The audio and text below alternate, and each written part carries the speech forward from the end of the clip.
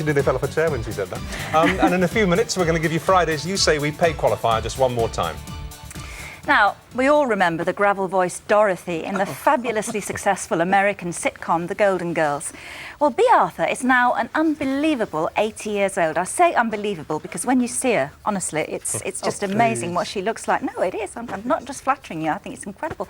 And she's making her debut over here on the West End stage with her own one-woman show, Bea Arthur at the Savoy, and it's actually at the Savoy Theatre. And I'm delighted to say she's here with us now. Hello. You do look fantastic. Well, thank you, but what I don't understand. I really don't understand Well, why because you you've even got- discuss it. Oh, please. sorry.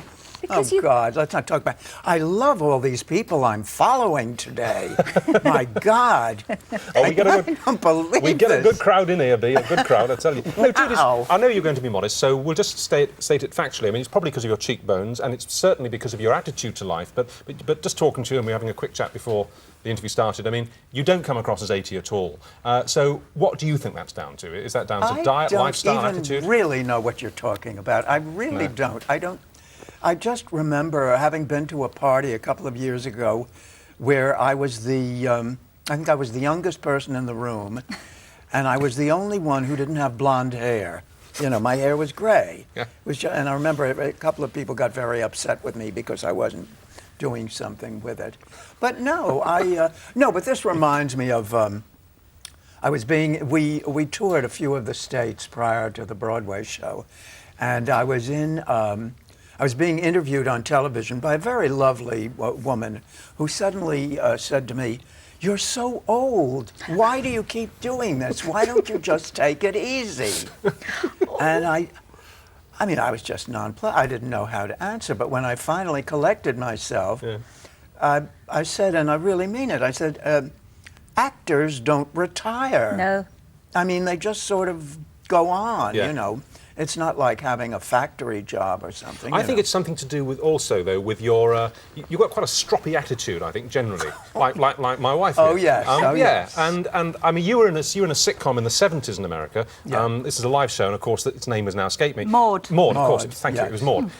And it was very controversial. I mean, you were Yes. introducing all kinds of ideas, Yes. all sorts well, of ideas. that, of course, also was the time of the feminist movement. Yeah. And Maude was, you know, the militant feminist.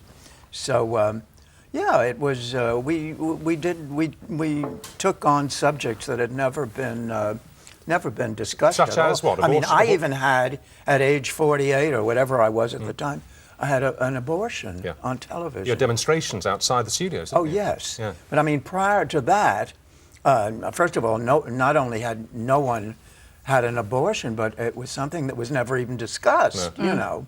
But in America, this kind of controversy, in this country, you might get lambasted in the press or you might get a demonstration. In America, the public response can be much more dangerous. I mean, we've had abortion doctors, guys and women who perform abortions, shot by demonstrators and killed. Yes. This was true in the States. Yeah. I don't know how to answer that or whether you even posed a question. Well, to me. knowing my interview technique, I probably did neither. I suppose what I was saying was, it's a much more dangerous business in America going against the current political flow. The public reaction, if it's against you, tends to be a lot more violent, that's all.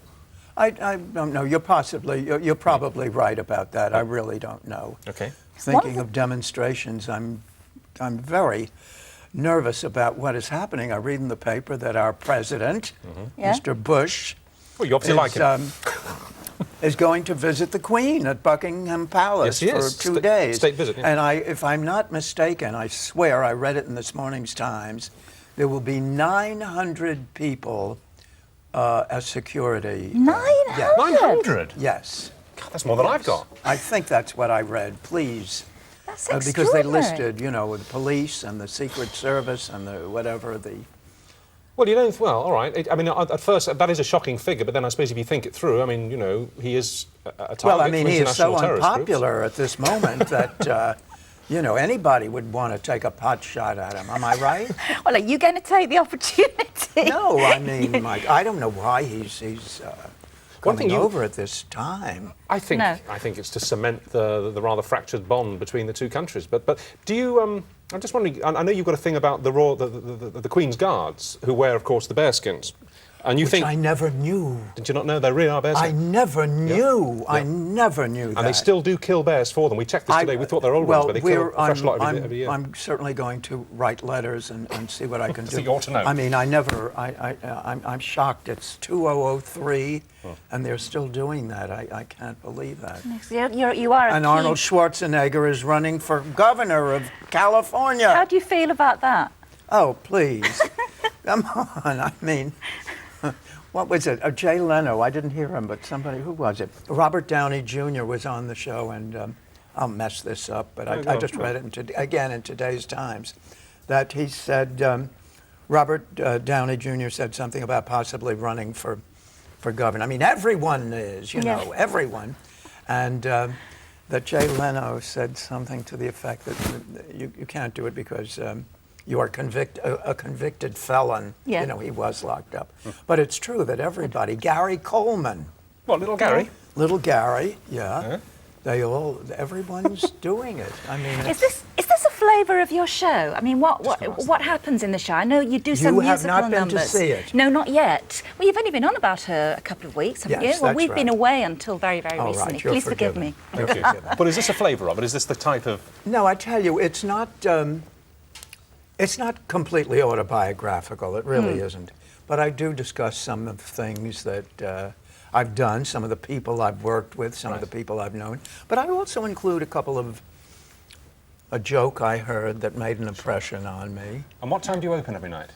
8 o'clock. 8 o'clock at the Savoy Theatre The Savoy in the Strand. Theatre, the Great place for beautiful Savoy. great place for a great American lady to be. Yes. It's lovely to Thank meet you. you. Thank you so much. Thanks for being here. Can I just ask you how long you're at the Savoy for? Till our last performance is the 18th Of October. Of October. Yes. Good. Brilliant. Do Thank come, you. and I wish you'd let me know. And We will. We'll come and we'll have a drink afterwards. I'll put some tickets away for Okay. you. I'll bring some Jack Daniels with me. It's great to see you. Why? Okay. Now there's